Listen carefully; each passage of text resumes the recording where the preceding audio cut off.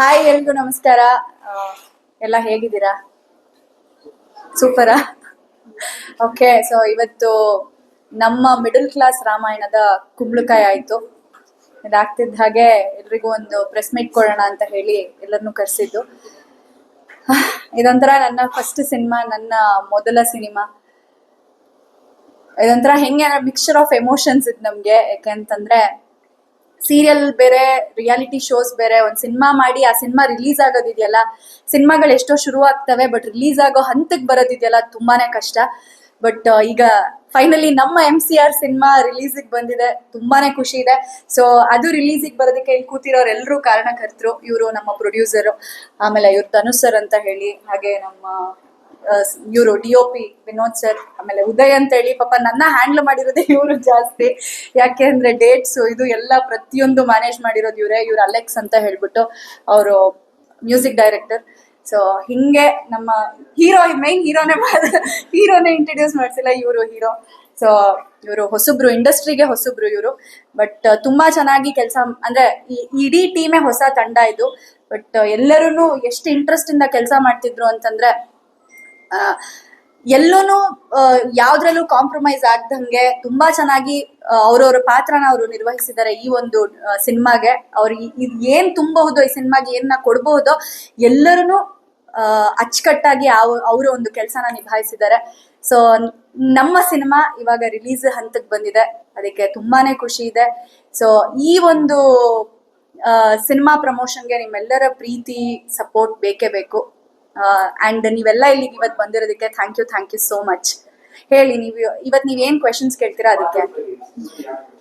ನನ್ನ ಪಾತ್ರ, ಮೊದಲನೇದಾಗಿ ಈ ಸಿನಿಮಾ ಬಗ್ಗೆ ಏನ್ ಹೇಳ್ಬೇಕು ಅಂತಂದ್ರೆ, ಇದು middle class Ramayana. Middle class Ramayana ಅಂದ ತಕ್ಷಣ ನಿಮ್ಮೆಲ್ರಿಗೂ ಗೊತ್ತಾಗುತ್ತೆ ಇದೊಂದು ಮಿಡಲ್ ಕ್ಲಾಸ್ ಕತೆ ಅಂತ ಹೇಳಿ. ಸೊ ಇದ್ರಲ್ಲಿ ಇವ್ರದ್ದು ಮಿಡಲ್ ಕ್ಲಾಸ್, ಹೀರೋದು ಮಿಡಲ್ ಕ್ಲಾಸ್. ಬಟ್ ಹೀರೋಯಿನ್ ಸ್ವಲ್ಪ ಚೆನ್ನಾಗೇ ಇರ್ತಾರೆ, ಅಂದ್ರೆ ಮನೆ ಕಡೆ ತುಂಬಾ ಚೆನ್ನಾಗೇ ಇರ್ತಾರೆ. ನನ್ನ ಪಾತ್ರ ಡಿ ಗ್ಲಾಮ್ ಪಾತ್ರ. ಇಲ್ಲಿ ನೀವ್ ಹೆಂಗ್ ಈಗ ನೋಡ್ತಾ ಇದ್ದೀರಾ ನನ್ನನ್ನ, ಮೋಕ್ಷಿತಾ ಹೇಗೀಗ ರೆಡಿಯಾಗಿ ಕೂತಿದ್ದಾರೆ, ಹಿಂಗಂತೂ ಇಲ್ಲ ಸಿನಿಮಾದಲ್ಲಿ. ಮೋಕ್ಷಿತಾ ಡಿ ಗ್ಲಾಮ್ ಲುಕ್ ಅಲ್ಲಿ ಕಾಣಿಸ್ಕೊಂತಾರೆ, ಅಂದ್ರೆ ಕಾಣಿಸ್ಕೊಂತೀನಿ ನಾನು. ತುಂಬಾನೇ ಕಪ್ಪು ಹುಡುಗಿ. ಕಪ್ಪು ಹುಡುಗಿಗೆ ಹೀರೋ ಅಂದ್ರೆ ತುಂಬಾನೇ ಪ್ರೀತಿ. ಹೀರೋ ನನ್ನನ್ನ ಹೇಗೆ ಮದ್ವೆ ಆಗ್ತಾರೆ, ಮದ್ವೆ ಆದ್ಮೇಲೆ ಏನೆಲ್ಲಾ ನಡೆಯುತ್ತೆ, ಅದು ಮಿಡಲ್ ಕ್ಲಾಸ್ ರಾಮಾಯಣ. ಸೊ ಹಿಂಗೆ ಇಷ್ಟ ಚೆನ್ನಾಗಿ ಈ ಸಿನಿಮಾದಲ್ಲಿ ಮೋಕ್ಷಿತಾ ಕಾಣಿಸ್ಕೊಳ್ಳಲ್ಲ. ಸೊ ಹಂಗ್ ಕಾಣಿಸ್ಕೊಳ್ಳೋ ಹುಡುಗಿನ ಹೀರೋ ಹೆಂಗ್ ಇಷ್ಟಪಟ್ಟು ಮದ್ವೆ ಆಗ್ತಾರೆ, ಏನು ಎತ್ತ, ಸೊ ಅದೆಲ್ಲದರ ಇದು ಗೊತ್ತಾಗ್ಬೇಕು ಅಂತಂದ್ರೆ, ತಿರುಳ್ ಗೊತ್ತಾಗ್ಬೇಕು ಅಂತಂದ್ರೆ ಸಿನಿಮಾ ನೋಡ್ಬೇಕಾಗುತ್ತೆ. ಸೊ ಇಷ್ಟೇ ನಮ್ ಸಿನಿಮಾ ಬಗ್ಗೆ ನಾನು ಹೇಳಕ್ಕಾಗೋದು. ನಮ್ ಡೈರೆಕ್ಟರ್ ಮಾತಾಡ್ತಾರೆ ಮುಂದೆ ಏನಿದ್ರು.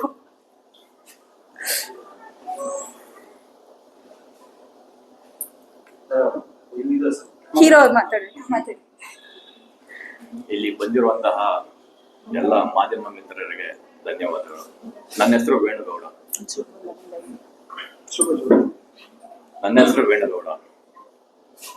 ಈ ಮಿಡಲ್ ಕ್ಲಾಸ್ ಸಿನಿಮಾ, ಈ ಸಿನಿಮಾಗೆ ಅವಕಾಶ ಮಾಡಿಕೊಟ್ಟಂತಹ ನಮ್ಮ ಪ್ರೊಡ್ಯೂಸರ್ ಜಯರಾಮ್ ಸರ್ಗೆ ಥ್ಯಾಂಕ್ ಯು ಹೇಳಕ್ ಇಷ್ಟಪಡ್ತೀನಿ. ಮತ್ತು ಡೈರೆಕ್ಷನ್ ಡಿಪಾರ್ಟ್ಮೆಂಟ್ ಬಂದಾಗ ದಿ ಕ್ಯಾಪ್ಟನ್ ಧನುಷ್ ಅವರು ತುಂಬಾ ಚೆನ್ನಾಗಿ ನಿಭಾಯಿಸಿದ್ದಾರೆ. ಅದು ಹೊಸತನ ಅಲ್ಲದೆ ವಿಭಿನ್ನ ರೀತಿಯಲ್ಲಿ ತುಂಬಾ ಚೆನ್ನಾಗಿ ತಗೊಂಡೋಗಿದ್ದಾರೆ. ಅದೊಂದು ಕಾನ್ಫಿಡೆಂಟ್ ಲೆವೆಲ್ ತುಂಬಾ ಜಾಸ್ತಿನೇ ಇದೆ. ಏನೋ ಒಂದು ತುಂಬಾ ಚೆನ್ನಾಗಿ ಹೋಗುತ್ತೆ ಸಿನಿಮಾ ಅಂತ. ಇದೇ ರೀತಿ ಮೀಡಿಯಾದವರು ನಮಗೆ ತುಂಬಾ ಸಪೋರ್ಟ್ ಮಾಡೋದು. ಇದೇ ರೀತಿ ನಮಗೂ ಖುಷಿ ಆಗುತ್ತೆ. ಹೊಸಬರು ಹೊಸತನದೊಂದಿಗೆ ನಿಮ್ಮ ಮುಂದೆ ನಾವು ಬರ್ತೀವಿ.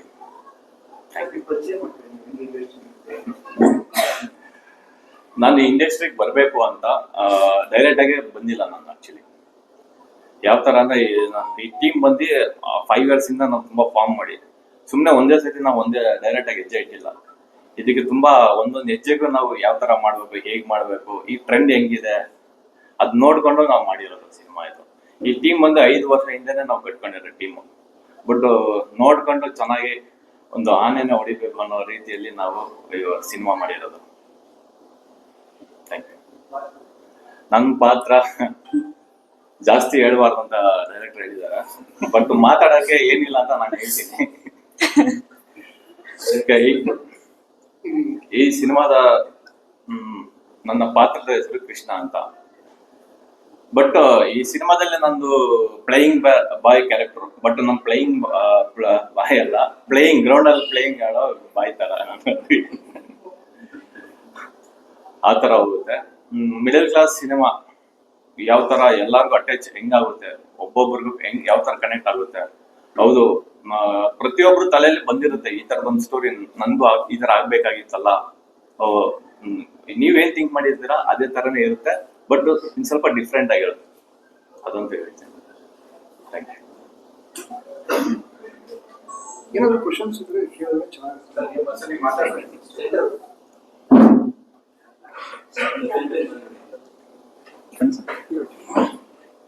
ನಾನು ಹೋಗ್ಲಾ ಕಡೆ ಅವ್ರು ನೀವು ಮಧ್ಯ ಬರ್ಬೇಕಂತೆ ಬರೀ. ಅಲ್ಲಲ್ಲ ಅವ್ರು ಹೇಳ್ತಾ ಇದ್ರೆ ಮೈಕು ಮಧ್ಯ.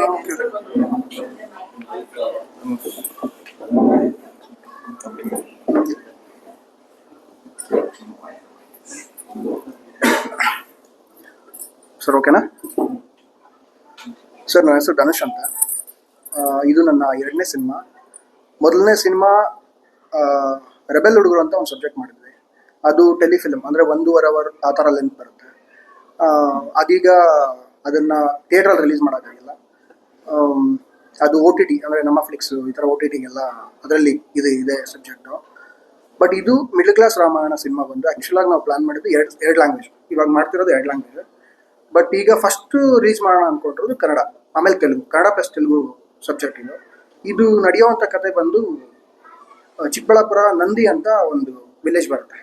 ಇದು ನಂದಿ ಹಿಲ್ಸ್ ಅಂದರೆ ನಂದಿ ಪಕ್ಕದಲ್ಲಿ ನಂದಿ ಅಂತ ಬರುತ್ತೆ.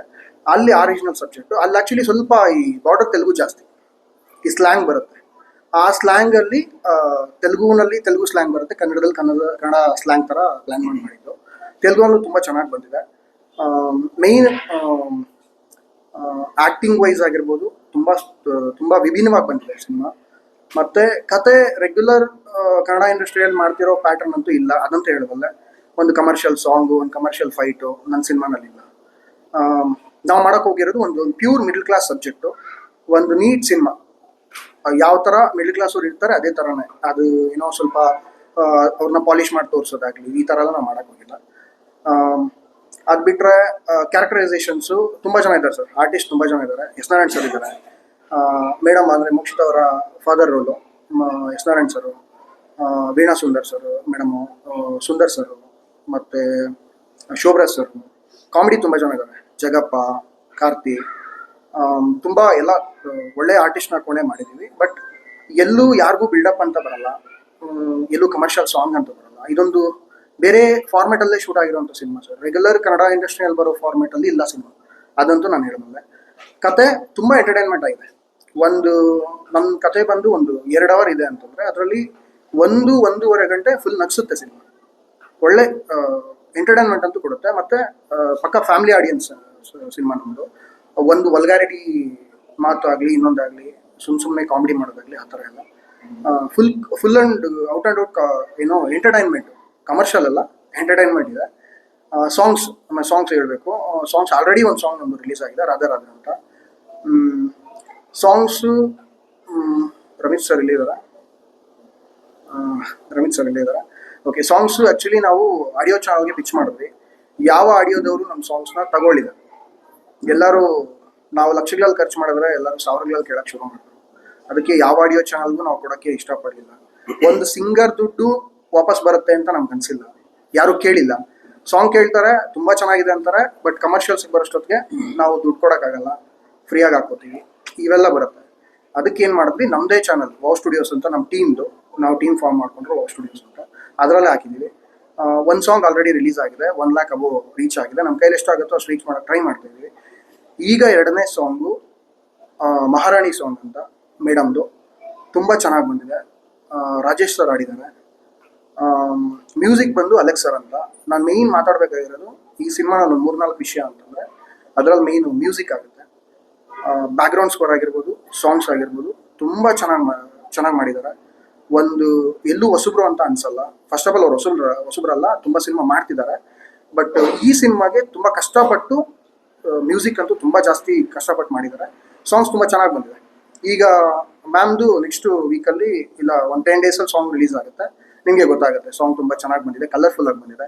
ಇವತ್ತು ಆ್ಯಕ್ಚುಲಿ ಅದು ಸಾಂಗ್ ಫೋಟೋಶೂಟ್ ಕೂಡ ಮಾಡ್ತಿದ್ದೀವಿ, ಈ ಫ್ಲೋರಲ್ಲೇ ಮಾಡ್ತಿದ್ದೀವಿ. ಅದಕ್ಕೆ ಒಂದು ಚಿಟ್ ಚಾಟ್ ಇಟ್ಕೋಣ ಇವತ್ತು ಅಂತ ಹಂಗೆ ಕುಂಬಳಕಾಯಿ ಮುಗಿಸಿದ್ವಿ ಇವತ್ತು. ಎಲ್ಲರ ಜೊತೆ ಕಮ್ಯುನಿಕೇಶನ್ ಮಾಡ್ದಂಗೆ ಇರುತ್ತೆ. ಮತ್ತು ಇವತ್ತಿಂದ ಪ್ರಮೋಷನ್ ಶುರು ಮಾಡ್ತಾ ಇದ್ದೀವಿ. ಆದಷ್ಟು ಒನ್ ಮಂತ್ ಇಲ್ಲ 1.5 ಮಂತಲ್ಲಿ ಸಿನಿಮಾ ಥಿಯೇಟ್ರಿಗೆ ಬರ್ತಾ ಇದೆ. ಎಷ್ಟು ದೊಡ್ಡದಾಗಿ ಬರ್ತೀವೋ ನಮಗೆ ಗೊತ್ತಿಲ್ಲ. ಟ್ರೈಲರ್ ಕಟ್ ಆಗಿದೆ. ಟ್ರೈಲರ್ ಕಟ್ ತುಂಬ ವಿಭಿನ್ನವಾಗಿದೆ, ತುಂಬ ಚೆನ್ನಾಗಿದೆ. ಒಂದ್ಸತಿ ನೀವು ನೋಡಿ, ಅಂದರೆ ನಾನು ಟ್ರೈಲರ್ ಕಟ್ ರಿಲೀಸ್ ಮಾಡಿದಾಗ ನೀವು ಒಂದ್ಸತಿ ನೋಡಿ, ನಿಮಗೆ ರೀಚ್ ಮಾಡಬೇಕು ಜನಕ್ಕೆ ಅನ್ಸಿದ್ರೆ ಮಾಡಿ, ಓಕೆನಾ? ಯಾಕಂದರೆ ಚೆನ್ನಾಗಿ ಬಂದಿದೆ ಅನ್ನೋ ಒಂದು ಕಾನ್ಫಿಡೆನ್ಸ್ ಇದೆ. ನೀಟಾಗಿ ಮಾಡಿದ್ದೀವಿ ಸಿನಿಮಾ ಅಂತ. ಆದರೆ ನಿಮಗೂ ಒಂದು ಪ್ರಿವ್ಯೂ ಕೊಡ್ತೀವಿ, ಎಲ್ಲ ಮೀಡಿಯಾದವ್ರಿಗೂ ಒಂದು ಪ್ರಿವ್ಯೂ ಕೊಡ್ತೀವಿ. ಮೇನ್ ಸಪೋರ್ಟ್ ಬೇಕಾಗಿರೋದು ಆ್ಯಕ್ಚುಲಿ ನಿಮ್ಮದು. ಯಾಕಂದರೆ ನಾವು ಹೊಸಬ್ರು, ನಮ್ಮ ಪ್ರಕಾರ ನಾವು ಹೊಸಬ್ರಲ್ಲ, ಬಟ್ ಜನಗಳ ಪ್ರಕಾರ ನಾವು ಹೊಸಬ್ರು, ಯಾರಿಗೂ ನಾವು ಗೊತ್ತಿಲ್ಲ. ಹಂಗಾಗಿ ಸ್ವಲ್ಪ ಸಪೋರ್ಟ್ ನಿಮ್ಮ ಕಡೆಯಿಂದ ಬೇಕು. ನಿಮ್ಗೊಂದು ರಿವ್ಯೂ ಕೊಡೋಕ್ಕೂ ರೆಡಿ ಇದ್ದೀವಿ, ಕೊಡ್ತೀನಿ, ಆದಷ್ಟು ಬೇಗ ಕೊಡ್ತೀನಿ. ಅದು ಬಿಟ್ಟರೆ ಕ್ಯಾರೆಕ್ಟರೈಸೇಷನ್ಸು, ಹೀರೋ ಆಗಿರ್ಬೋದು, ಹೀರೋಯಿನ್ ಮ್ಯಾಮ್ ಆಗಿರ್ಬೋದು, ಅವ್ರ ಕ್ಯಾರೆಕ್ಟರ್ನ ತುಂಬ ಚೆನ್ನಾಗಿ ನಿಭಾಯಿಸಿದ್ದಾರೆ. ಸ್ಟಾರ್ಟಿಂಗಿಂದ ತುಂಬ ನಗಿಸ್ತಾರೆ, ಬಟ್ ಕ್ಲೈಮ್ಯಾಕ್ಸ್ ಹತ್ರ ಹೋದಂಗೆ ಎಮೋಷನ್ಸ್ ತುಂಬ, ಸೆಕೆಂಡ್ ಹಾಫಲ್ಲಿ ಫುಲ್ ಎಮೋಷನ್ಸಲ್ಲಿ ಹೋಗ್ಬಿಡುತ್ತೆ ಸಿನಿಮಾ. ಕಣ್ಣಲ್ಲಂತೂ ನೀರು ಹಾಕ್ಸುತ್ತೆ ಸಿನಿಮಾ. ಮತ್ತು ಆಚೆ ಬಂದು ಯಾವುದೇ ಆಡಿಯನ್ ಆಗಲಿ ಸಿನಿಮಾ ಚೆನ್ನಾಗಿಲ್ಲ ಅನ್ನೋ ಥರ ಅಂತೂ ನಾವು ಮಾಡಿಲ್ಲ. ಅಷ್ಟು ಸ್ಯಾಟಿಸ್ಫ್ಯಾಕ್ಷನ್ ಆಗದೇ ಇರೋ ರೀತಿ ಬರ್ತೀವಿ ಆಚೆ ಅನ್ನೋ ಥರ ಮಾಡಿಲ್ಲ. ತುಂಬ ಚೆನ್ನಾಗಿ ಮಾಡಿದ್ದೀವಿ. ನೋಡೋಣ ಸಿನಿಮಾ ಆಚೆ ಬಂದಮೇಲೆ ಯಾವ ಥರ ಜನ ರಿಯಾಕ್ಟ್ ಮಾಡ್ತಾರೆ ಅದನ್ನ ಮಾಡ್ತೀವಿ. ಸರ್ ಮಾಡಿದ್ವಿ ಸರ್, ವರ್ಕ್ಶಾಪ್ ಎಲ್ಲ ಮಾಡಿದ್ವಿ. ಯಾಕಂದರೆ ಮ್ಯಾಮ್ದು ಬೇರೆ ಥರ ಲುಕ್ ಇತ್ತು, ಡಿ ಗ್ಲಾಮ್ ಪಾತ್ರ. ಆ್ಯಕ್ಚುಲಿ ಅವ್ರು ಒಪ್ಕೊಂಡಿದ್ದೆ, ಪಾಪ ಕತೆ ಕೇಳಿ ಆ್ಯಕ್ಚುಲಿ ಅವ್ರು ಪಾಪ ಒಪ್ಕೊಂಡ್ರು. ತುಂಬ ಚೆನ್ನಾಗಿ ಬಂದಿದೆ ಅವ್ರ ಪಾತ್ರ. ಸ್ವಲ್ಪ ಎಮೋಷನ್ ಅವ್ರದ್ದು, ಆಲ್ರೆಡಿ ಎಮೋಷನ್ ತುಂಬ ಜಾಸ್ತಿ ಇದೆ, ಆಲ್ರೆಡಿ ಸೀರಿಯಲಲ್ಲೆಲ್ಲ ನೋಡಿದ್ದೀವಿ ನಾವು. ಬಟ್ ಈ ಸಿನಿಮಾ ಇನ್ನೂ ಎಮೋಷನಲ್ ಕ್ಯಾರೆಕ್ಟ್ರು. ಆ್ಯಟಿಟ್ಯೂಡಲ್ಲಿದೆ, ಚೆನ್ನಾಗಿ ಕಾಣಿಸ್ತಾರೆ. ಬಟ್ ಈ ಸಿನಿಮಾನಲ್ಲಿ ನಾವು ಆ್ಯಟಿಟ್ಯೂಡಲ್ಲಿ ಮಾಡಿಸಿಲ್ಲ, ಎಲ್ಲೂ ಮಾಡಿಸಿಲ್ಲ, ತುಂಬ ಎಮೋಷನಲ್ ಮಾಡಿಸಿದ್ದೀವಿ. ಅವರು ಅಂತಿದ್ರು ನಾನು ಆಚೆ ಇರೋದೇ ಬೇರೆ, ಈ ಥರನೇ ಬೇರೆ ಅಂತ. ಆ್ಯಕ್ಚುಲಿ ತುಂಬ ಎಮೋಷ್ನಲ್ ಕನೆಕ್ಟ್ ಆಗುತ್ತೆ ಪಾತ್ರ ಅವ್ರದ್ದು. ಹೀರೋ ಪಾತ್ರ ಕೃಷ್ಣ ಅಂತ ಪಾತ್ರ, ಅದು ನಿಮ್ಮನ್ನು ಸ್ಟಾರ್ಟಿಂಗಿಂದ ಎಂಡಿಂಗ್ವರೆಗೂ ತುಂಬ ಚೆನ್ನಾಗಿ ಕರ್ಕೊಂಡು ಹೋಗುತ್ತೆ. ಆ ಕ್ಯಾರೆಕ್ಟರ್ ಚೆನ್ನಾಗಿದೆ. ಹೀರೋ ಅನ್ನೋದಕ್ಕಿಂತ ಆ ಕ್ಯಾರೆಕ್ಟರೈಸೇಷನ್ನು, ಇಲ್ಲಿ ಹೀರೋ ಇನ್ನೊಂದು ಮತ್ತು ಕ್ಯಾರೆಕ್ಟರೈಸೇಷನ್ಸ್ ತುಂಬ ಚೆನ್ನಾಗಿ ಬಂದಿದೆ ಪಾತ್ರ. ತುಂಬ ಚೆನ್ನಾಗಿ ನಿಭಾಯಿಸಿದ್ದಾನೆ. ಮತ್ತು ಪ್ರೊಡ್ಯೂಸರ್ಸರು, ನಾನು ಸ್ಟಾರ್ಟಿಂಗ್ ಕೊಟ್ಟಿದ್ದೆ ಅವ್ರಿಗೊಂದು ಬಜೆಟು, ಈಗ ಕರ್ಕೊಂಬಂದು ನಿಲ್ಸಿರೋದು ಪಾಪ ಒಂದು ಬಜೆಟು ತಡ್ಕೊಂಡಿದ್ದಾರೆ. ಅವ್ರು ಬಂದು ನೋಡಿದಾಗೆಲ್ಲ, ಔಟ್ಪುಟ್ ನೋಡಿದಾಗೆಲ್ಲ ಇಲ್ಲ ಇದು ಇನ್ನೂ ಚೆನ್ನಾಗಿ ಆಗಬೇಕು ಅಂತಲೇ ಅದು ಒಂದು ಚೂರು ಕಡಿಮೆ ಮಾಡಿದೆ ಸಿನಿಮಾಗೆ. ಏನು ಬೇಕೋ ಅದನ್ನೆಲ್ಲ ಮಾಡಿದ್ದಾರೆ. ಅದು ಬಿಟ್ಟು ನನ್ನ ಟೀಮ್ ಅಂದರೆ ನಮ್ಮ DOP ವಿನೋದ್ ಅವರು. ಅವ್ರು ಆ್ಯಕ್ಚುಲಿ ವಿಲಿಯಮ್ ಸರ್ ಹತ್ರ ಕೆಲಸ ಮಾಡ್ತಿದ್ರು ಫಸ್ಟು. ವಿಲಿಯಮ್ ಸರ್ ಅಂದರೆ ಇವಾಗ ವಿಕ್ರಾಂತ್ ರೋಣ ಈ ಸಬ್ಜೆಕ್ಟ್, ಅದು ಅವ್ರ ಕ್ಯಾಮ್ರಾಮನ್, ಅವ್ರ ಅಸಿಸ್ಟೆಂಟ್. ಇವಾಗ ಇದು ನನ್ನ ಅವ್ರ ಜೊತೆ ಮಾಡ್ತಾರೆ 2ನೇ ಪ್ರಾಜೆಕ್ಟ್. ಫಸ್ಟ್ ಪ್ರಾಜೆಕ್ಟ್ದು ಅವರೇ DOP. ಅವ್ರ ವರ್ಕು ನೀವು ಸಿನಿಮಾ ನೋಡ್ತೀರಾ, ಟ್ರೈಲರಲ್ಲೇ ನೋಡ್ತೀರಾ, ತುಂಬ ಚೆನ್ನಾಗಿ ಬಂದಿದೆ. ಅದು ಬಿಟ್ಟರೆ ಉದಯ್ ಅವರು ನನ್ನ ಸಿನಿಮಾ ಸ್ಟಾರ್ಟ್ ಆದಾಗಿಂದ ಇಲ್ಲಿವರೆಗೂ ಅವ್ರು ಆ್ಯಕ್ಚುಲಿ ಈ ಸಿನಿಮಾಗೆ ಅಸೋಸಿಯೇಟು, ಮತ್ತು ಎಲ್ಲ ಕ್ರಿಯೇಟಿವ್ ಹೆಡ್ಡು, ಮತ್ತು ಇದು ಏನೋ ಎಲ್ಲ ಕೆಲಸ ನಿಭಾಯಿಸಿದ್ದಾರೆ ಅವರು. ಮತ್ತು ಡೈಲಾಗ್ಸು, ಸ್ಕ್ರೀನ್ ಪ್ಲೇ ನನ್ನ ಜೊತೆ ಕೂತ್ಕೊಂಡು ಸಿನಿಮಾ ಸ್ಟಾರ್ಟಿಂಗಿಂದ ಎಂಡಿಂಗ್ವರೆಗೂ ಇದುವರೆಗೂ ಜೊತೆಯಲ್ಲಿದ್ದಾರೆ. ಟೀಮ್ ಆ್ಯಕ್ಚುಲಿ ನಾವು ಫಾರ್ಮ್ ಮಾಡಿದ್ದು ಇದೇ ಥರ ಸರ್, ಅಂದರೆ ಟೆಕ್ನಿಕಲಿ ಚೆನ್ನಾಗಿರೋ ವ್ಯಕ್ತಿಗಳೆಲ್ಲ ಸೇರಿ ಫಾರ್ಮ್ ಮಾಡಿರೋ ಟೀಮು. ನೋಡೋಣ ಸರ್, ಒಂದು ವಿಭಿನ್ನ ಪ್ರಯತ್ನ ಏನಾಗುತ್ತೋ ನೋಡೋಣ. ಬಟ್ ಒಂದು ಪ್ರಿವ್ಯೂ ಅಂತೂ ಕೊಡ್ತೀನಿ, ನಿಮ್ಗೆ ಎಲ್ಲರಿಗೂ ಕೊಡ್ತೀನಿ, ಮೀಡಿಯಾದವ್ರಿಗೆ ಎಲ್ಲರಿಗೂ ಒಂದು ಪ್ರಿವ್ಯೂ ಕೊಡ್ತೀನಿ. ನನ್ನ ಒಪಿನಿಯನ್ಗಿಂತ ನಮ್ಮ ಮಗು ನಮ್ಗೆ ಚೆನ್ನಾಗಿ ಕಾಣಿಸುತ್ತೆ, ನಿಮ್ಗೆ ಹೆಂಗೆ ಕಾಣಿಸುತ್ತೆ ಅನ್ನೋದು ನನಗೂ ಇದಿದೆ. ಈ ಥರ ಮಾತಾಡ್ತಾರೆ, ಏನಂದ್ರೆ ಮಾತಾಡ್ತಾರೆ ಅಂತ ಅನ್ಕೋಬೇಡಿ. ಏನೋ ಒಂದು ಕಾನ್ಫಿಡೆನ್ಸ್ ಅಲ್ಲ ಅಷ್ಟೇ, ಇನ್ನೇನಿಲ್ಲ. ಸಿನಿಮಾ ಮಾಡೋರ್ಗೆ ಒಂದು ಕಾನ್ಫಿಡೆನ್ಸ್ ಅಷ್ಟೇ. ನಿಮ್ಮ ಸಪೋರ್ಟ್ ಅಂತೂ ಬೇಕೇ ಬೇಕು ಸರ್, ನಿಮ್ಮ ಸಪೋರ್ಟ್ ಬೇಕೇ ಬೇಕು 100%. ನಿಮ್ಗೊಂದು ಪ್ರಿವ್ಯೂ ಕೊಡ್ತೀನಿ ಸರ್, ರಮಿತ್ ಸರ್ ಇದ್ದಾರೆ, ಒಂದ್ಸತಿ ಕಮ್ಯುನಿಕೇಟ್ ಮಾಡ್ತೀನಿ, ಒಂದು ಪ್ರಿವ್ಯೂ ಕೊಡ್ತೀನಿ, ಆಮೇಲೆ ಮಾತಾಡೋಣ ಸರ್. ಅವತ್ತು ಮಾತಾಡೋಣ, ನಾನೇ ಮಾತಾಡ್ತಾ ಇದ್ದೀನಿ, ಅವತ್ತು ನೀವು ಮಾತಾಡಿ ಒಂದು ಸ್ವಲ್ಪ. ಸರ್, ನೀವು ಕಥೆ ವಿಷಯ ಬಂದಾಗ ಮಾತಾಡಿದ್ರು ಕಪ್ಪಿನ ಹುಡುಗಿ ಬೆಳಗುರು ಇವಾಗ ನಾವು ಸೀರಿಯಲ್ ಅಂತ ಬಂದಾಗ ಜಾಸ್ತಿ ಸೀರಿಯಲ್ ಇಂಥದೇ ವಿಷಯಗಳು, ಇಂಥದ್ದೇ ಸ್ಟೋರಿ ಬರ್ತಾ ಇದೆ. ಸೀರಿಯಲ್ ಏನಾದ್ರು ಇನ್ಸ್ಪೈರ್ ಆಗಿ ಸ್ಟೋರಿ ಮಾಡಿದ್ದ? ಇಲ್ಲ, ಅಂದ್ರೆ ಆತರ ಅಲ್ಲ. ಕತೆ ಎಲ್ಲರಿಗೂ ಹುಟ್ಟುತ್ತೆ. ಅಂದ್ರೆ ನನ್ಗೆ ಹುಟ್ಟಿದ ಕಡೆನೇ ಇನ್ನೊಬ್ರು ಹುಟ್ಟಬಾರ್ದು ಅಂತ ಏನಿಲ್ಲ. ಇದು ಈ ಸಿನಿಮಾದಲ್ಲಿ ಬಂದಿರತಕ್ಕಂಥ ಕಥೆ ಏನಿದೆ, ಆಲ್ಮೋಸ್ಟ್ ನಿಮ್ಮ ಜೀವನದಲ್ಲಿ ಸುತ್ತಮುತ್ತ ನೀವು ಇಬ್ಬರು ಮೂವರು ಕ್ಯಾರೆಕ್ಟರ್ ಅದ್ರಲ್ಲಿ ನೋಡಿರ್ತೀರಾ. ಇದು ಇನ್ಸ್ಪೈರ್ ಆಗಿ ಒಂದು ಕತೆ ಹುಟ್ಟುತ್ತೆ ಅಷ್ಟೇ. ಸೀರಿಯಲ್ ನೋಡಿ ನಾವು ಇನ್ಸ್ಪೈರ್ ಆಗಿದ್ದೀವಿ ಅನ್ನೋದೇನಿಲ್ಲ. ನಮ್ಮ ಸುತ್ತಮುತ್ತ ಜೀವನದಲ್ಲೂ ಸಹ ಈ ಒಂದು ಕಥೆಗಳು ನಡೆದಿದೆ, based on little bit true stories. based on true ಸ್ವಲ್ಪ stories. ನಿಜ ಜೀವನದ ಕಥೆಗಳು ಏನಿದೆ ಸ್ವಲ್ಪ ಅಂಶಗಳನ್ನು ತಗೊಂಡು ಈಗಿನ ಜನಕ್ಕೆ ಏನ್ ಕತೆ ಬೇಕು, ಜಸ್ಟ್ ಕತೆ ಕೊಟ್ರೆ ಈಗ ಸುಮಾರು ಸಿನಿಮಾಗಳು ಬರ್ತಾ ಇದೆ. ಕಥೆ ಅಂದ್ರೆ ಯಾವ ರೀತಿ ಹೇಳ್ಕೊಂಡಿದ್ದೀರಿ? ಅದನ್ನ ಹೇಳ್ತಾ ಇದ್ದೀನಿ. ಈಗ ಸುಮಾರು ಸಿನಿಮಾಗಳು ಬರ್ತಾ ಇದೆ, ಯಾವನು ಜನಗಳ ಮಟ್ಟಕ್ಕೆ ರೀಚ್ ಆಗ್ತಾ ಇಲ್ಲ. ಈಗ ನೋಡ್ತಾ ಇದ್ದೀರಾ, ಅವ್ರು ಹೇಳ್ಕೋಬಹುದು ನಮ್ ಸಿನಿಮಾ ಚೆನ್ನಾಗಿದೆ, ನಮ್ ಸಿನಿಮಾ ಚೆನ್ನಾಗಿದೆ ಅಂತ. ಚೆನ್ನಾಗಿದ್ರೆ ಆಬ್ವಿಯಸ್ಲಿ ಓಡುತ್ತೆ. ನಾವು ಅದನ್ನೆಲ್ಲ ತಲೆಯಲ್ಲಿ ಇಟ್ಕೊಂಡು ಜನಕ್ಕೆ ಏನ್ ಬೇಕು ತುಂಬಾ ಕ್ಯಾಲ್ಕುಲೇಟಿವ್ ಆಗಿ ನಾವು ಸ್ಕ್ರಿಪ್ಟ್ ನ ಬರೆದು ಇಲ್ಲಿ ನಾವು ಅದ್ಯಾವ್ದು ನಮ್ಮ ಡೈರೆಕ್ಟ್ ಹೇಳಿದಾಗೆ ನಮ್ಮ ಹೊಸ ತಂಡನು ಜನಕ್ಕೆ ಅನಿಸ್ಬೋದು. ಸುಮಾರು ಅನುಭವನ ನಾವು ಈ ಒಂದು ಸಿನಿಮಾದಲ್ಲಿ ಹಾಕಿ, ಸುಮಾರು ನಮ್ಮ ಅನುಭವಗಳನ್ನ ಹಾಕಿ ಆಲ್ಮೋಸ್ಟ್ ಎಲ್ಲ ಈ ಕೆಲಸ ಮಾಡಿರ್ತಕ್ಕಂಥ ಮ್ಯೂಸಿಕ್ ಡೈರೆಕ್ಟರ್ ಆಗಿರ್ಬೋದು, ಇಲ್ಲ ಡಿಒಪಿ ಆಗಿರ್ಬೋದು, ತುಂಬಾ ಅನುಭವ ಇರುವಂತವ್ರು. ತುಂಬಾ ಅನುಭವನ ಸಿನಿಮಾಗೆ ಹಾಕಿ ಜನಕ್ಕೆ ಏನ್ ಬೇಕು, ಯಾವ ರೀತಿ ಎಂಟರ್ಟೈನ್ ಮಾಡ್ಬೇಕು, ಒಂದು ಸಣ್ಣ ಪುಟ್ಟ ಲ್ಯಾಕ್ ಕೊಟ್ಟರು ಜನ ಮಾತಾಡ್ಕೋತಾರೆ ಈ ಕಾಲದಲ್ಲಿ. ನಾವು ಇಷ್ಟೊಂದು ಲ್ಯಾಗ್ ಇದೆ. ಸೊ ಎಲ್ಲಾನು ಟ್ರಿಮ್ ಮಾಡಿ ಎಷ್ಟು ಬೇಕು ಅಷ್ಟು ನೀಟಾಗಿ ಕಂಪ್ಲೀಟ್ ಒಂದು ಪ್ರಾಡಕ್ಟ್ ನಾನು ಕೊಡ್ಬೇಕು ಅಂತ ತಲೆಯಲ್ಲಿ ಇಟ್ಕೊಂಡು ಸಿನಿಮಾ ಮಾಡ್ಬೇಕಾದ್ರೂ ಕೂಡ ಎಡಿಟಿಂಗ್ ಟೈಮಲ್ಲಿ ಕೂಡ ನಾವು ಏನೇನು ಅಪ್ಗ್ರೇಡ್ ಮಾಡಬೇಕು, ಇಲ್ಲಿ ಬೇಡೋ ಕಳೆನ ಇಲ್ಲಿ ಕಳೆನೆಲ್ಲ ಕಿತ್ತು ಒಳ್ಳೆ ಪ್ರಾಡಕ್ಟ್ ನಾವು ರೆಡಿ ಮಾಡಿದ್ವಿ. ರೀವರ್ಕ್ ತುಂಬಾ ಚೆನ್ನಾಗಿ ಜಾಸ್ತಿ ಮಾಡಿದೆ, ಅಂದ್ರೆ ಸೀನ್ಸ್ ತುಂಬಾ ಮತ್ತೆ ಎಡಿಟ್ ಆಗಿದೆ. ಮ್ಯಾಮ್ 2 ಸತಿ ಅಂದ್ರು, ಏನ್ ಸರ್ ಈ ಸತಿ ರೀಶೂಟ್ ಅಂತ. ಆಕ್ಚುಲಿ ಅಂದಿದ್ದಾರೆ 2-3 ಸತಿ ರೀಶೂಟ್ ಆಗಿದೆ. ಕ್ಲೈಮ್ಯಾಕ್ಸ್ 2-3 ಸತಿ ಅದು ಮತ್ತೆ ರೀಶೂಟ್ ಆಗಿದೆ. ಯಾಕಂದ್ರೆ ಒಂದು ಒಳ್ಳೆ ಪ್ರಾಡಕ್ಟ್ ನ ಕೊಡ್ಬೇಕು ಅನ್ನೋದಷ್ಟೇ ನಮ್ಗೆ ಇದಿದ್ದು. ಎಲ್ಲ ಮಾಡೋದು ನೋಡೋದು ಇಲ್ಲ, ಏನೋ ಸ್ವಲ್ಪ ಈ ಸಿನಿಮಾಗೆ ಏನೋ ಕೇಳ್ತಿದೆ ಅಂತ ಅನ್ಸಿದ್ಮೇಲೆ ಮತ್ತೆ ಇನ್ನೊಂದ್ಸತಿ ಮಾಡೋದು. ಸ್ವಲ್ಪ ಟೈಮ್ ತಗೊಂಡಿದ್ದೀನಿ ನಾನು. ಆಕ್ಚುಲಿ 2-2.5 ವರ್ಷ ಟೈಮ್ ತಗೊಂಡಿದ್ದೀನಿ. ಬಟ್ ಅದಕ್ಕೆ ತಕ್ಕಂಗೆ ಪ್ರಾಡಕ್ಟ್ ಇದೆ ಅಂತ ಅನ್ಕೊಂತ ಇದ್ದೀನಿ. ಪಾಸಿಂಗ್ ಕ್ಲೌಡ್ ಥರ ಆಗಲ್ಲ ನನ್ನ ಸಿನಿಮಾ ಅಂತ ಒಂದು ಕಾನ್ಫಿಡೆನ್ಸ್ ಇದೆ. ಯಾಕಂದರೆ ವಾರಕ್ಕೆ ತುಂಬ ಸಿನಿಮಾ ರಿಲೀಸ್ ಆಗ್ತಿದೆ, ಹೋಗ್ತಿದೆ, ಆ ಥರ ಎಲ್ಲ ಆಗ್ತಿದೆ. ಆ ಥರ ಪಾಸಿಂಗ್ ಕ್ಲೌಡ್ ಆಗಲ್ಲ ಅನ್ನೋ ಒಂದು ಕಾನ್ಫಿಡೆನ್ಸ್ ಅಂತೂ ಇದೆ. ನೋಡೋಣ, ಅಟ್ಲೀಸ್ಟ್ ಜನ ಎಲ್ಲೋ ಒಂದು ಕಡೆ ನೋಡ್ತಾರೆ. ಅಂದರೆ ಥಿಯೇಟ್ರಿಗೆ ಬಂದು ನೋಡ್ತಾರೆ ಅಂತ ಹೇಳೋಕ್ಕಾಗಲ್ಲ. OTT ಆಗಿರ್ಬೋದು, ಸ್ಯಾಟಲೈಟ್ ಆಗಿರ್ಬೋದು, ಎಲ್ಲೋ ಒಂದು ಕಡೆ ನನ್ನ ಸಿನಿಮಾ ನೋಡ್ತಾರೆ ಅನ್ನೋ ಕಾನ್ಫಿಡೆನ್ಸ್ ಇದೆ. ನೋಡೋಣ. ಜನ ಜಸ್ಟ್ ಕತೆ ಚೆನ್ನಾಗಿದೆ ಅಂತ ಹೇಳಿದ್ರೆ ಮಾತ್ರ ಸಾಲದು, ಜನಕ್ಕೆ ವಾವ್ ಅನ್ಸ್ಬೇಕು. ಅದು ನಮ್ಮ ಇಂಟೆನ್ಷನ್. ಜಸ್ಟ್ ಕತೆ ಮತ್ತು ಸಾಂಗ್ಸ್ ಅಷ್ಟೇ, ಪ್ರತಿ ಸಾಂಗು ಕೇಳಿದ್ರೆ ವಾವ್ ಅನ್ಸ್ಬೇಕು, ಮತ್ತೆ ಗುಣುಕ್ತಾ ಇರಬೇಕು. ಈಗ ಬರೋ ಸಾಂಗ್ಗಳು ಅಷ್ಟೇ, ಒಂದ್ಸಲ 2 ಸಲ ಕೇಳಿದ್ರೆ ಹೊರಟೋಗ್ತಾವೆ, ಗಾಳಿಯಲ್ಲಿ ಹೊರಟೋಗ್ತವೆ. ಇನ್ನೊಂದು 10 ವರ್ಷ 15 ವರ್ಷ ಹೋದ್ರೆ ಸಾಂಗ್ ಮತ್ತೆ ಕೇಳಬೇಕು ಅನ್ನೋ ಇಂಟೆನ್ಷನ್ ಇಟ್ಕೊಂಡು ರಿವರ್ಸ್ ಮಾಡಿ ಒಂದು ಸಿನಿಮಾ ಮಾಡ್ಬೇಕಂದ್ರೆ ಅಷ್ಟು ಬೇಗ ಈಗಿನ ಕಾಲದಲ್ಲಿ ಆಗಲ್ಲ. ಹಳೆ ಕಾಲದಲ್ಲಿ ಜಸ್ಟ್ ತಿಂಗಳಲ್ಲಿ ಮಾಡಾಕ್ತಾ ಇದ್ರು. ಈಗಿನ ಕಾಲದಲ್ಲಿ ತುಂಬಾ ಏನೇನು ಬೇಕು ಅದಕ್ಕೆ ಕಂಪ್ಲೀಟ್ ಆಗಿ ಇಂಗ್ರೀಡಿಯೆಂಟ್ಸ್ ಏನೇನು ಬೇಕು ಅಷ್ಟು ಪ್ರೊವೈಡ್ ಮಾಡಿ ಪ್ರಾಡಕ್ಟ್ ರೆಡಿ ಮಾಡಿ. ಯಾವ genre cinema sir? Love story ಕೊಟ್ಟಿದ್ದೀರಾ? ಜನಕ್ಕೆ ಕಾಮಿಡಿ ತುಂಬಾ ಬೇಕು. ಕಾಮಿಡಿ ಇದೆ, ಬರೀ ಕಾಮಿಡಿ ಇದ್ರೆ ನೋಡಲ್ಲ. ರೊಮ್ಯಾನ್ಸ್ ಬೇಕು, ಸ್ವಲ್ಪ ರೊಮ್ಯಾನ್ಸ್ ಇದೆ. ಎಂಟರ್ಟೈನ್ಮೆಂಟ್ ಬೇಕು, ಎಂಟರ್ಟೈನ್ಮೆಂಟ್ ಇದೆ. ಡ್ರಾಮಾ ಬೇಕು, ಡ್ರಾಮಾನೂ ಇದೆ. ಆಲ್ಮೋಸ್ಟ್ ಮಿಕ್ಸ್ಚರ್ ಆಫ್ ಎಲ್ಲ ಜನರ್ಸ್ ಇದೆ. ಒಂದು ಆಕ್ಷನ್ ಒಂದಿಲ್ಲ, ಆಕ್ಷನ್ ಇಲ್ಲ ನಮ್ಮ ಸಿನಿಮಾದಲ್ಲಿ. ಆಕ್ಷನ್ ಒಂದು ಬರಲ್ಲ, ಬಿಲ್ಡಪ್ ಆ ಥರದ್ದು ಯಾವುದು ಬರಲ್ಲ. ಅದು ಬಿಟ್ಟಿನೆಲ್ಲ ಇದೆ. ಸರ್ ಎಲ್ಲ present. ಬರುತ್ತೆ. ಅಲ್ಲ ಪ್ರೆಸೆಂಟ್ ಈ ಪ್ರೆಸೆಂಟ್ ನಡೀತಾ ಇದೆ. ಬಟ್ ನೀವು ಇನ್ನೊಂದು 1000 ವರ್ಷ ಹಿಂದೆ ತಗೊಂಡು ಇನ್ನೊಂದು 1000 ವರ್ಷ ಮುಂದೆ ಈ ಕಥೆ ಅಂತೂ ನಡೆಯುತ್ತೆ. ಎಲ್ಲೋ ಒಂದ್ ಕಡೆ ಲಿಂಕ್ ಅಂತೂ ಆಗುತ್ತೆ. ಈ ಕಾಲಘಟ್ಟದಲ್ಲಿ ಈಗ ನಾವು ಮಾಡಿರೋದು ಈ ಕಾಲಘಟ್ಟದಲ್ಲಿ, ಬಟ್ ಲಿಂಕ್ ಅಂತೂ ಎಲ್ಲ ಕಡೆ ಆಗುತ್ತೆ. ನಿಮ್ಮ ಪ್ರಕಾರ ಸಮಯ ಅಂತಂದ್ರೆ ಸಮಯದ ಮಹತ್ವಕ್ಕೆ ಎಷ್ಟು ವ್ಯಾಲ್ಯೂ ಕೊಡ್ತೀರಾ?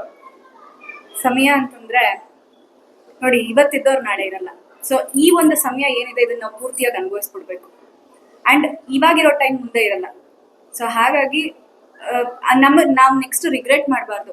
ಅಯ್ಯೋ ಆ ಟೈಮ್ನ ನಾನು ವೇಸ್ಟ್ ಮಾಡ್ಬಿಟ್ಟೆ, ಆ ಟೈಮಲ್ಲಿ ನಾನು ಏನೂ ಮಾಡಲಿಲ್ಲ, ಅದಿದ್ದಿದ್ರೆ ಆ ಟೈಮಲ್ಲಿ ನಾನು ಏನಾದ್ರು ಮಾಡಿದಿದ್ರೆ ಇವತ್ತು ಹಿಂಗೆ ಆಗ್ತಾ ಇರಲಿಲ್ಲ ಅನ್ನೋ ರಿಗ್ರೆಟ್ ಮಾಡಬಾರ್ದು. ಅಂತಂದ್ರೆ ಸಮಯ ತುಂಬಾನೇ ಇಂಪಾರ್ಟೆಂಟ್ ಆಗುತ್ತೆ. ಅಂಡ್ ನಾನು ಅಷ್ಟೇ ಎಲ್ಲೇ ಹೋಗ್ಬೇಕಂದ್ರೂ ಆ ಟೈಮ್ ಅಂತಂದ್ರೆ ಆ ಟೈಮಿಗೆ ಕರೆಕ್ಟಾಗಿ ಹೋಗ್ತೀನಿ. ಈಗ ಶೂಟಿಂಗ್ ಅಂತಂದ್ರೂ ಅಷ್ಟೇ, ಆ ಟೈಮ್ ಅಂತಂದ್ರೆ ಟೈಮ್ನ ಪ್ರಾಪರಾಗಿ ಫಾಲೋ ಮಾಡ್ತೀನಿ. ನಾನು ಫಾಲೋ ಮಾಡ್ತೀನಿ, ಹಾಗೆ ನನ್ನ ಜೊತೆಲಿರೋರು ಅದನ್ನ ಫಾಲೋ ಮಾಡಬೇಕು ಅಂತ ಎಕ್ಸ್ಪೆಕ್ಟ್ ಮಾಡ್ತೀನಿ. ಅದು ಮಾಡಿಲ್ಲ ಅಂದ್ರೆ ಸಿಟ್ಟು ಬಂದ್ಬಿಡುತ್ತೆ ನನಗೆ.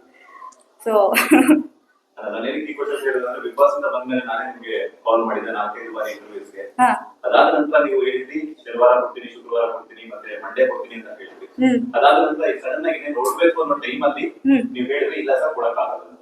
ಸೊ ಅಲ್ಲೇನಾಗುತ್ತೆ, ಒಂದು ಕಂಪ್ನಿಯಲ್ಲಿ ಆಗಿರ್ಬೋದು, ಒಂದು ಚಾನಲ್ ಅಲ್ಲಿ ಆಗಿರ್ಬೋದು, 3 ಜನ ಕ್ಯಾಮ್ರಾಮನ್ಸ್, ಒಬ್ಬ ಕ್ಯಾಮ್ರಾ, ಒಬ್ಬ ಆಂಕರ್ ವೇಟ್ ಮಾಡ್ತಿರ್ತಾರೆ ಸಮಯಕ್ಕೋಸ್ಕರ, ನಿಮ್ಗೋಸ್ಕರ. ನಿಮ್ಮ ಶೆಡ್ಯೂಲ್ ತಗೊಂಡು ಬೇರೆ ಶೆಡ್ಯೂಲ್ಸ್ ನೆಲ್ಲ ಪೋಸ್ಟ್ ಪೋನ್ ಮಾಡ್ಕೊಂಡು ವೇಟ್ ಮಾಡ್ತಿರ್ತಾರೆ. ಅಂತ ಟೈಮಲ್ಲಿ ಸಡನ್ ಆಗಿ ಇಲ್ಲ ಅಂತಂದ್ರೆ ಸೊ ನಿಮ್ಗೆ ಕೊಡಕ್ ಇಷ್ಟ ಇಲ್ಲ ಅಂತಂದ್ರೆ ಕೊಡ್ಬೇಡಿ. ಅದನ್ನ ಬೇರೆ ಸೆಲೆಬ್ರಿಟಿ ಫಾಲೋ ಅಪ್ ಮಾಡ್ತಾರೆ. ಸೊ ಬೇರೊಬ್ಬರ ಸಮಯವನ್ನು ವೇಸ್ಟ್ ಮಾಡಬೇಡಿ ಅಂತ ಹೇಳಿ. ಇಲ್ಲ ಸರ್, ನಾನು ನಿಮಗೆ ಇರಿ ಹೇಳ್ತೀನಿ. ಇದು ನಾನು ಕನ್ವೆ ಮಾಡ್ಬಿಡ್ತೀನಿ ನಿಮ್ಗೆ ಏನು ಅಂತ ಹೇಳಿ. ಆಕ್ಚುಲಿ ನನಗೆ ಗೊತ್ತಿರ್ಲಿಲ್ಲ ಅವ್ರು ಏನೇನ್ ಸ್ಕೆಡ್ಯೂಲ್ ಮಾಡಿದ್ರು ನನಗೆ ಗೊತ್ತಿರ್ಲಿಲ್ಲ. ನಾನು ಅವಾಗ ತಾನೇ ಬಿಗ್ ಬಾಸ್ ಇಂದ ಹೊರಗೆ ಬಂದಿದ್ದೆ. ಅವ್ರು ಏನೇನ್ ಸ್ಕೆಡ್ಯೂಲ್ ಮಾಡಿದ್ರು ನಂಗೆ ಗೊತ್ತಿಲ್ಲ. ಎಷ್ಟು ಸ್ಕೆಡ್ಯೂಲ್ ಆಗಿತ್ತು ಅಷ್ಟಕ್ಕೆ ನಾನು ಇಂಟರ್ವ್ಯೂಸ್ ಕೊಟ್ಟಿದ್ದೀನಿ ಪ್ರಾಪರ್ ಆಗಿ. ಬಟ್ ನನಗೆ ಹೇಳ್ದವ್ರು ಏನು ಯಾರ್ಯಾರಿಗೆ ಕೊಟ್ಟಿದ್ರಲ್ಲ ಅದು ಏನಾಗಿದೆ ಅಂತಂದ್ರೆ ಅದು ಅಲ್ಲಲ್ಲೇ ಅಂದ್ರೆ ನಾನು ಹೇಳಿರ್ಲಿಲ್ಲ ಅವ್ರಿಗೆ ವೆಯ್ಟ್ ಮಾಡಿಸಿ ಅಂತಾನೂ ನಾನು ಹೇಳಿರ್ಲಿಲ್ಲ. ಅದು ಸ್ವಲ್ಪ ಮಿಸ್ಕಮ್ಯುನಿಕೇಶನ್ ಆಗಿದೆ ಸರ್. ಕೊಡ್ಲೇಬಾರ್ದು ಅನ್ನೋದಂತೂ ಇರ್ಲಿಲ್ಲ. ಬಟ್ ನೀವು ಹೇಳಿದ್ರೆ ನನ್ನ ಹತ್ರ ನಾನು ನಿಮ್ಮನ್ನು ಪರ್ಸನಲ್ ಆಗಿ ಕಾಂಟ್ಯಾಕ್ಟ್ ಮಾಡಿದೆ. ಶುಕ್ರವಾರ ಅಂತ ಹೇಳಿದ್ರಿ, ಶನಿವಾರ ಅಂತ ಹೇಳಿದ್ರಿ, ಅಂಡ್ ಮನೆ ಹತ್ರನೂ ಕೂಡ ನಾನು ಬಂದು ವಾಪಸ್ ನೀವು ಬಂದಿದ್ರಾ ಮನೆ ಹತ್ರ ಬಂದು ವಾಪಸ್ ಕೊಡಕ್ ಆಗಲ್ಲ ಅಂತ ಹೇಳಿದ್ರಿ. ನಾನ್ ಹೇಳದ್ನ ನಿಮ್ಗೆ ನಾನು ಕೊಪ್ಪಾಗ ಮಾತಾಡಿದ್ದೆ. ಸಂಜೆ 7 ಗಂಟೆಗೆ ಬಂದಿದ್ದೆ ನಾನು. ಸಂಜೆ 7 ಗಂಟೆಗೆ. ಸೊ ಅದಕ್ಕೆ ನನ್ ಡಿಸೈನರ್ ಇರ್ಬೇಕು ಸರ್ ಅದು. ಅಲ್ಲ ಇಲ್ಲ, ನಿಮ್ಮ ಹತ್ರನೇ ಮಾತಾಡಿದ್ದೆ, ಪರ್ಸನಲ್ ನಾನು ನಿಮ್ಮ ಹತ್ರನೇ ಮಾತಾಡಿದ್ದೆ. ಹೌದಾ? ಸೊ ನಮ್ಗೆ ಏನಂತಂದ್ರೆ ಕೊಡಕ್ ಇಷ್ಟ ಇಲ್ಲ ಬೇಡ, ಬಟ್ ಏನಂತಂದ್ರೆ ಬೇರೊಬ್ಬರ ಸಮಯ, ಯಾಕಂದ್ರೆ ನೀವು ಒಬ್ಬ ಸೆಲೆಬ್ರಿಟಿ ನಾವು ಫಾಲೋಸ್ ಮಾಡ್ಕೊಂಡಿರ್ತೀವಿ ಅಂತಂದ್ರೆ ಅಲ್ಲಿ ಬೇರೊಬ್ಬರ 5 ಜನ value. Sir big boss I agree that ನಾನು ಇಲ್ಲ ಅಂತ ಹೇಳಲ್ಲ. ಬಟ್ ಬಿಗ್ ಬಾಸ್ ಇಂದ ಬಂದು ಹೊಸದ್ರಲ್ಲಿ ಸುಮಾರು ಜನಕ್ಕೆ ಇಂಟರ್ವ್ಯೂಸ್ ಕೊಟ್ಟಿದ್ದೀನಿ. ನೀವುಗಳೇ ನೋಡಿರ್ಬೋದು ನಾನು ಎಷ್ಟು ಜನಕ್ಕೆ ಇಂಟರ್ವ್ಯೂಸ್ ಕೊಟ್ಟಿದ್ದೆ ಅಂತ. ಲೈಕ್ ಅದಲ್ಲದೆ ಬೇರೆ ಬೇರೆ ಕೆಲಸಗಳು ನಂದು ಏನೇನೋ ಪರ್ಸನಲ್ ಕೆಲಸಗಳು ಸ್ವಲ್ಪ ಲೈನ್ ಅಪ್ ಆಗಿತ್ತು ಆ ಟೈಮಲ್ಲಿ. ನಿಮಗೆ ಕೊಡ್ಲೇಬಾರ್ದು ಅನ್ನೋ ಇಂಟೆನ್ಷನ್ ಅಂತೂ ಖಂಡಿತ ಇಲ್ಲ. ಸೊ ಅಲ್ಲ ಹೇಳ್ಬಿಡ್ತೀನಿ, ಬೇರೆ ಬೇರೆ ಕೆಲಸಗಳು ಲೈನ್ ಅಪ್ ಆಗಿತ್ತು ಆ ಟೈಮಲ್ಲಿ. ಅಂದ್ರೆ ಎಷ್ಟು ಜನಕ್ಕೆ ಸಾಧ್ಯನೋ ಅಷ್ಟು ಜನಕ್ಕೆ ಕೊಟ್ಟಿದ್ದೀನಿ. ಕೊಡ್ಲೇಬಾರ್ದು ಕೊಡಬಾರ್ದು ಅನ್ನೋ ಇಂಟೆನ್ಷನ್ಸ್ ಆಗಲಿ ನಮ್ಗಿಲ್ಲ. ಬಟ್ ಏನಾಗಿದೆ ಅಂತಂದ್ರೆ ಕೆಲವೊಂದು ನನಗೆ ಪರ್ಸನಲ್ ಕೆಲಸಗಳಿದ್ದಾಗ ಅಲ್ಲೆಲ್ಲೋ ಮಿಸ್ ಆಗಿರ್ಬೇಕು. ಬಟ್ ಇಂಟೆನ್ಷನಲಿ ನಿಮಗೆ ಇಂಟರ್ವ್ಯೂ ಕೊಡಬಾರ್ದು ಅಂತ ಹೇಳಿ ಅನ್ನೋದಂತೂ ಖಂಡಿತ ಇಲ್ಲ. ಅಂಡ್ ಇನ್ಫ್ಯಾಕ್ಟ್ ನೀವೇನಾದ್ರೂ ನಮ್ಮ ಮನೆ ಮುಂದೆ ಬಂದಿದ್ದೀರಾ ಅಂತ ಗೊತ್ತಿದ್ರೆ ಖಂಡಿತ ನಾನು ಮೇಲ್ ಕರ್ದಿರ್ತಿದ್ದೆ ನಿಮ್ನ. ನೀವು ಮನೆ ಹತ್ರ ಬಂದಿರೋದು ನಂಗೆ ನಿಜವಾಗ್ಲೂ ಗೊತ್ತಿಲ್ಲ. ಯಾಕಂದ್ರೆ ಮನೆ ಈಗ ತಾನೇ ನನಗೆ ಒಬ್ರು ಅದೇ ಅವ್ರ ಹೆಸರೇನು ಹೇಳಿ ಸುಜಯ್ ಅವರು ಅವ್ರಿಗೆ ಹೇಳೇ ಇರ್ಲಿಲ್ಲ. ಅವ್ರಿಗೆ ನಾನು ಇಂಟರ್ವ್ಯೂ ಕೊಡ್ತೀನಿ ಅಂತಾನೆ ಹೇಳಿರ್ಲಿಲ್ಲ. ಬಟ್ ಅವ್ರು ನಮ್ಮ ಮನೆ ಹತ್ರ ಬಂದಿದ್ದಾರೆ ಅಂದಿದ್ದಕ್ಕೆ ನಾನು ಬಂದ್ಬಿಟ್ಟಿದ್ದೀನಿ ಮ್ಯಾಮ್, ನಿಮ್ಮ ಮನೆ ಮುಂದೆ ವೆಯ್ಟ್ ಮಾಡ್ತಿದ್ದೀನಿ ಅಂದಿದ್ದಕ್ಕೆ ಇಮಿಡಿಯೇಟ್ ನಾನು ಮೇಲ್ ಕರೆದು ಇಂಟರ್ವ್ಯೂ ಕೊಟ್ಟಿದ್ದೀನಿ. ನೀವು ಹಂಗೆ ಮನೆ ಹತ್ರ ಬಂದಿದ್ದೀರಾ ಅಂದಿದ್ರೆ ನಾನು ಖಂಡಿತ ಇಂಟರ್ವ್ಯೂ ಕೊಡ್ತಿದ್ದೆ. ನಾನು ನೋ ಅಂತ ಹೇಳ್ತಾನೆ ಇರ್ಲಿಲ್ಲ. ಬಟ್ ಮನೆ ಹತ್ರ ಬಂದಿಲ್ಲ ಅಂದಿದ್ದಕ್ಕೆ ನಾನು ನೋ ಅಂದಿರ್ಬೋದೇ ಹೊರತು ಮನೆ ಹತ್ರ ಬಂದಿದ್ರೆ ಖಂಡಿತ ಕೊಡ್ತಿದ್ದೆ. ಶನಿವಾರ ಬನ್ನಿ ಅಂತ ಹೇಳಿದ್ರೆ ಶನಿವಾರ ಬನ್ನಿ ಅಂತ ಹೇಳಿದ್ರೆ ಅದಾದ ನಂತರ ಏನಾಗಿತ್ತು ಅಂದ್ರೆ ಮಂಡೇ 100% 11 ಗಂಟೆ ಫಿಕ್ಸ್ ಇದೆ ಅಂತ ಹೇಳಿದ್ವಿ ಕೂಡ. ಸೊ ಅದಾದ ನಂತರ ಇನ್ನೇನು ನೋಡ್ಬೇಕನ್ನೋ ಟೈಮಲ್ಲಿ ಇಲ್ಲ ಇದು ಕೊಡಕ್ಕಾಗಲ್ಲ ಅಂತ ಹೇಳಿಲ್ಲ. ನೀವು ಕೊಡಕ್ಕಾಗಲ್ಲ ಸರ್ ಹಿಂಗೆ ಹೇಳಿದ್ರೆ ನಿಮ್ಮ ಫ್ಯಾಷನ್ ಡಿಸೈನರ್ ಕೂಡ ಹಿಂಗೆ ಹೇಳಿದ್ರು. ನಾನು ಅದೇ ಮೇ ಬಿ ಅವ್ರು ಹೇಳಿರ್ತಾರೆ ಸರ್, ಅವ್ರು ಹೇಳಿರ್ತಾರೆ. ವಾದ ಏನಂತಂದ್ರೆ ಫಾಲೋ ಅಪ್ ಮಾಡ್ಕೊಂಡ್ಮೇಲೆ ಏನಿಲ್ಲ ಹೋಗ್ಲಿ ಬಿಡಿ ಕೇಳಿ ಅವರು. ಇವಾಗ ನಾವು ನೀಡೋದು ಮಾಡಿದೀವಿ, ನೀವೇನೋ ಕೇಳೋದಂದ್ರೆ ನೀವು ನೆಕ್ಸ್ಟ್ ಕೇಳ್ಕೊಳ್ಳಿ. ಅಲ್ಲ ಇಲ್ಲಿ ನಾನು ನಂದೊಂದು ರಿಪೋರ್ಟ್ ಅಂತಲ್ಲ, ನಾನು ಇದರಿಂದ ನಿಮಗೂ ಆಗ್ಬೋದು ಅದನ್ನ ಕೇಳ್ತಾರೆ. ಸಮಾಜದ ಮಹತ್ವದ ಬಗ್ಗೆ ನಾನು ತಿಳಿಸ್ಕೊಡ್ತೀನಿ ಅಷ್ಟೇ. ಸೊ ಏನಾಯ್ತು ಅಂತಂದ್ರೆ ಬೇರೊಬ್ರು ನಿಮ್ಗೋಸ್ಕರ ಟೈಮ್ ಕೊಟ್ಟಾಗ ಆ ಟೈಮ್ ನ ಯುಟಿಲೈಸ್ ಮಾಡ್ಕೊಳ್ಳೋಕೆ ಪ್ರಯತ್ನ ಪಡಿ. ಅವರು ಟೈಮ್ 5 ಜನ ಟೈಮ್ ವೇಸ್ಟ್ ಮಾಡಕ್ ಹೋಗ್ಬೇಡಿ ಅನ್ನುವಂತ ಕಾರಣ ನಾನು ಹೇಳ್ತೀನಿ ಅಷ್ಟೇ. Okay sir, okay, thank you. ಒಳ್ಳೆದಾಗಿ ಥ್ಯಾಂಕ್ ಯು ಸರ್. ಸರ್ ಇನ್ನೊಂದು ಏನು ಅಂತ ಹೇಳಿದ್ರೆ ಮಿಡಿಲ್ ಕ್ಲಾಸ್ ರಾಮಾಯಣ ಅಂತ ಹೇಳಿ ಎಷ್ಟು ಇಟ್ಟಿದ್ದೀರಾ? ಸೊ ಇದರಲ್ಲಿ ಸೀತಾಪಹರಣ ಏನಾದ್ರು ಮಿಡ್ಲ್ ಕ್ಲಾಸ್ ಅಂದಮೇಲೆ ಪ್ರತಿ ಮನೆಯಲ್ಲೂ ಒಂದೊಂದು ರಾಮಾಯಣ ಇರುತ್ತೆ. ಅದೇ ತರ ಕೃಷ್ಣ ಅನ್ನೋ ವ್ಯಕ್ತಿಯ ಜೀವನದಲ್ಲಿ ಏನ್ ರಾಮಾಯಣ ಆಯ್ತು ಅದು ಮಿಡ್ಲ್ ಕ್ಲಾಸ್ ರಾಮಾಯಣ. ಇವಾಗ ಎಲ್ಲಾ ವಿಷಯ ಅಂದ್ಮೇಲೆ ನಿಮ್ ಲೈಫ್ ಸ್ಟೈಲಲ್ಲೂ ಒಂದೊಳ್ಳೆ ರಾಮಾಯಣ ಇರುತ್ತೆ, ಒಂದೊಳ್ಳೆ ಕಥೆ, ನೀವು ಹೇಳ್ಕೊಳಕ್ ಒಂದು ಕಥೆ ಇರುತ್ತೆ. ಆ ತರದ ಕಥೆ ಪ್ರತಿಯೊಬ್ಬರ ಜೀವನದಲ್ಲೂ ಇರುತ್ತೆ. ಆತ ಆಕ್ಚುಲಿ ಅನ್ಕೊಂಡಿದ್ದೆ, ಎಕ್ಸ್ಪೆಕ್ಟ್ ಮಾಡಿದ್ದೆ ಕಥೆ ಈ ಕ್ವಶನ್ ಬರುತ್ತೆ ಅಂತ. ಎಲ್ಲರ ಜೀವನದಲ್ಲಿ ಒಂದು ಆಯಣ ಇರ್ತದೆ. ನಮ್ಮ ಹೀರೋ ಕೃಷ್ಣನ ಮಿಡಲ್ ಕ್ಲಾಸ್ ಅಲ್ಲಿ ನಡೆಯುವಂತ ಒಂದು ಆಯಣನೇ ಈ ರಾಮಾಯಣ. ನೀವ್ ಎಸ್ ನಾರಾಯಣ್ ಸರ್ದು ಏನೇ ಮಾತು ಕೇಳಿದ್ರು ನಿಮ್ಗೆ ಆಟೋಮೆಟಿಕ್ಲಿ ನಗು ಬಂದ್ಬಿಡುತ್ತೆ, ಅಷ್ಟು ಚೆನ್ನಾಗಿ ಮಾಡಿದ್ದಾರೆ. ಅದೊಂದು ವಿಷಯ ಹೇಳ್ಬೇಕಿತ್ತು. ಆಕ್ಚುಲಿ ನಮ್ಮ ಸಿನಿಮಾ ಸರ್ ಬರ್ಬೇಕಿತ್ತು, ಅವ್ರ ಕಾರಣಾಂತರದಿಂದ ಬರಲಿಲ್ಲ. ಅವ್ರು ಮಾಡಿರ್ತಕ್ಕಂತಹ ಪಾತ್ರ ನಮ್ಮ ಮುಖ್ಯತ ಅವ್ರು ಹೇಳಿದಾಗೆ ಒಂದೊಂದು ಡೈಲಾಗು ನೀವು ಖಂಡಿತವಾಗ್ಲೂ ನೋಡ್ತೇವೆ, ಅಷ್ಟು ತುಂಬಾ ಚೆನ್ನಾಗಿದೆ. ಅಂಡ್ ಇನ್ನೊಂದು ಹೇಳಿದ್ರೆ ನಮ್ಮ ಸಿನಿಮಾದಲ್ಲಿ ಇನ್ನೊಬ್ರು ಹೀರೋಯಿನ್ ಇದ್ದಾರೆ, ಯುಕ್ತ ಅಂತ. ಅವರು ಈ ಒಂದು ಸಿನಿಮಾದಲ್ಲಿ ಒಂದು ಮುಖ್ಯ ಪಾತ್ರ ಮಾಡಿದ್ದಾರೆ.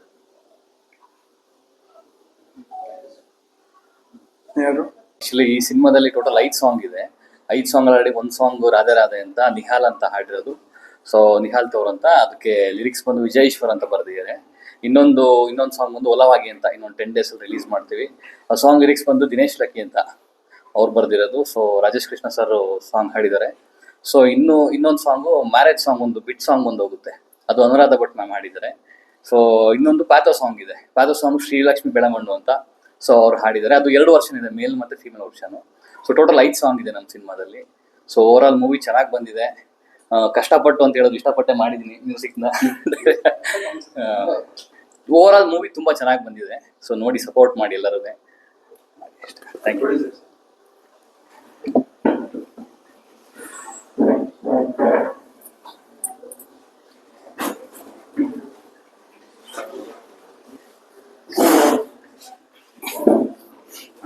ನನ್ನ ಹೆಸರು ಜಯರಾಮ್ ಅಂತ.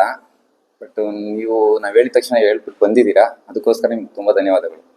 ಇವಾಗ ನಾವು ಮಾಡ್ಬಿಟ್ಟಿದ್ದೀವಿ ಇವಾಗ ಮೂವಿ, ಅದು ಮುಂದೆ ಏನಾಗುತ್ತೋ ಬಿಡುತ್ತೋ ಅದು ನಿಮ್ಮ ಮೇಲೆ ಡಿಪೆಂಡ್ ಇದೆ ನಿಜಾನು. ನೀವು ಸಪೋರ್ಟ್ ಮಾಡಬೇಕು ಕೇಳ್ಕೊಂತೀವಿ. ಆಮೇಲೆ ನಮ್ಗೆ ಸ್ಟೋರಿ ಹೇಳಿದ್ರು ಡೈರೆಕ್ಟ್ರು, ಸ್ವಲ್ಪ ಚೆನ್ನಾಗಿತ್ತು, ಬರ್ತಾ ಬರ್ತಾ ಇನ್ನೂ ಚೆನ್ನಾಗಾಯಿತು, ಅದಕ್ಕೋಸ್ಕರ ನಾವು ಪ್ರೊಡ್ಯೂಸ್ ಮಾಡಿದ್ವಿ. ಆಮೇಲೆ ಫ್ಯಾಮಿಲಿ ಎಂಟರ್ಟೈನ್ಮೆಂಟ್ ಮೂವಿ, ಯಾವುದು ಅಲ್ಗರ್ ಇಲ್ಲ ಏನಿಲ್ಲ, ಫ್ಯಾಮಿಲಿ ಫುಲ್ಲು ಕೂತ್ಕೊಂಡು ನೋಡ್ಬೋದು. ಯಾವುದು ಆ ಥರ ಅದು ಕೊಟ್ಟು ಅವ್ರು ಬಂದು ನೋಡೋರು ಪ್ರೇಕ್ಷಕರು ಯಾವುದೇ ಥರ ಮೋಸ ಆಗಲ್ಲ ದುಡ್ಡು ಕೊಟ್ಟಿದ್ದಕ್ಕೆ, ಅದಂತೂ ನಾನು ಸತ್ಯವಾಗಿ ಹೇಳ್ತೀನಿ ಸರ್. ಇಲ್ಲ, ಈ ಬರ್ತಾ ಬರ್ತಾ ಪರಿಚಯ ಆಯ್ತು, ಫಸ್ಟ್ ಪರಿಚಯ ಇರಲಿಲ್ಲ. ಬಟ್ ಇವರು ಹೀರೋ ಕಡೆಯಿಂದ ಸ್ವಲ್ಪ ಪರಿಚಯ ಇತ್ತು. ಬಟ್ ಅವ್ರದ್ದು ಫಸ್ಟ್ ಮೂವಿ ನೋಡಿ ಮಾಡೋದು. ಮೊದಲನೇ ಸಿನಿಮಾದಲ್ಲೂ ಇವರು ಹೀರೋ ಮಾಡಿದ್ರು, ರೆಬೆಲ್ ಹುಡುಗರು ಅಂತ. ಹಾಗಾಗಿ ನೀವು ಸಪೋರ್ಟ್ ಕೊಡಬೇಕು, ನಿಮ್ಮಿಂದ ಎಲ್ಲ, ನಮ್ದೆಲ್ಲ ಮುಗಿದೋಗಿದೆ.